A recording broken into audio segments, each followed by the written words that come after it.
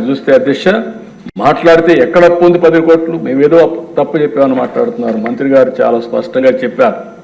నేను ఇప్పుడే చెప్తున్నా, మీరు చూస్తే అధ్యక్ష గవర్నమెంట్ డెట్ 4,38,728 కోట్లు, పబ్లిక్ అకౌంట్ లయబిలిటీస్ అంటే ఉద్యోగస్తుల డబ్బులు కూడా మొత్తం వీళ్ళు తీసుకొని వాడేసే పరిస్థితికి వచ్చారు, 80,914 కోట్లు.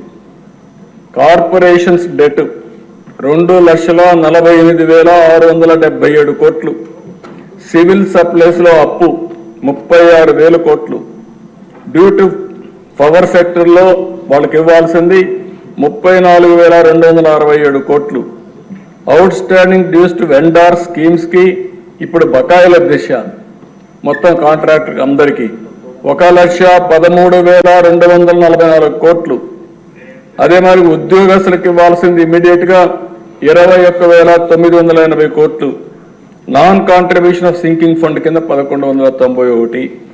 ఇవన్నీ కలిపితే 9,74,556 కోట్లు ఇప్పుడు తేలిన అప్పులు. ఇంకా తవ్వితే ఎంత వస్తుందో నాకు తెలియదు. నేను ముందే చెప్పా, ఓసారి దివాలా తీసామంటే అందరూ వస్తారు, మాది కూడా ఉందని. కానీ అది చెప్పడం లేదు కాబట్టి గుమ్మలంగా ఏం చేయాలో చేసే పరిస్థితికి వచ్చా. ఇది కాదని ఎవరన్నా అంటే రండి, లెక్కలు చూపిస్తా. ఆ లెక్కలు చూసిన తర్వాత గుంజీలు తీస్తా. భాషానుకోవద్దండి, ప్రజా జీవితాన్ని దుర్వినియోగం చేయొద్దండి. పిల్ల చేస్తూ వద్దు. లెక్కలు లెక్కలే. ఈ లెక్కల్ని ఎవ్వరు ఏమీ చేయలేరు.